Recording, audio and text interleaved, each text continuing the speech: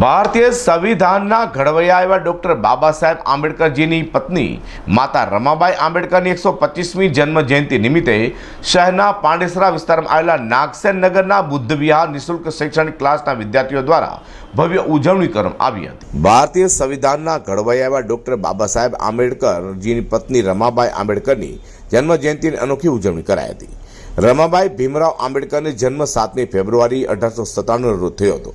આ દિવસે દેશભરમાં રમાબાઈ આંબેડકરજીની જન્મજયંતિ ઉજવવામાં આવી છે, જેમને રમાબાઈ અથવા માતા રમા તરીકે પણ ઓળખાય છે। ડૉક્ટર બાબા સાહેબ આંબેડકરના પત્ની ડૉક્ટર આંબેડકર જણાવે છે કે રમાબાઈનું સમર્થન તેમને ઉચ્ચ શિક્ષણ અને તેમની સાચી ક્ષમતાને આગળ વધારવામાં મદદ કરવામાં મહત્વપૂર્ણ છે। તેઓ ઘણી જીવન ચરિત્રાત્મક ફિલ્મો અને પુસ્તકોનો વિષય પણ રહ્યા છે। ભારતભરમાં સંખ્યાબંધ સીમાચિહ્નો તેમના નામ પર રાખવામાં આવે છે। રમાબાઈ આંબેડકરજીની જન્મ જયંતિ નિમિત્તે શહેરના પાંડેસરા વિસ્તારમાં આવેલા નાગસેન નગરના વિદ્યાર્થીઓએ રમાબાઈ આંબેડકરજીના જીવન પર પ્રબોધન કરી તેમને માનવંદના આપી હતી। સાથે સમાજને શિક્ષિત કરવાની સાથે વ્યસનમુક્ત કરવાનો સંકલ્પ કર્યો છે। આ કાર્યક્રમમાં મોટી સંખ્યામાં યુવાનો અને સમાજના આગેવાનો સહિત મહિલાઓ જોડાઈ હતી। મારું નામ સુરેશભાઈ સાવડે છે। અમે પાંડેસરા વિસ્તારમાં રહીએ છીએ।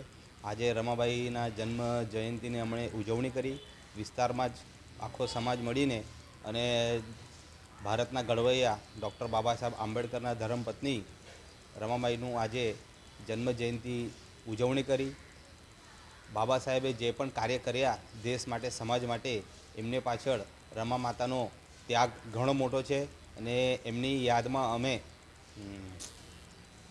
રમાબાઈના જીવન ચરિત્ર પર અમે પ્રબોધન કર્યું અને શપથ લીધી કે અમે સમાજ માટે સારા હિત માટે લડીશું, સમાજને શિક્ષિત કરીશું અને વ્યસન મુક્ત કરીશું।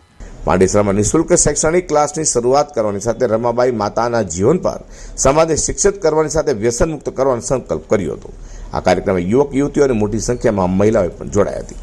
અઝર કુર્સી સાથે પ્રકાશ।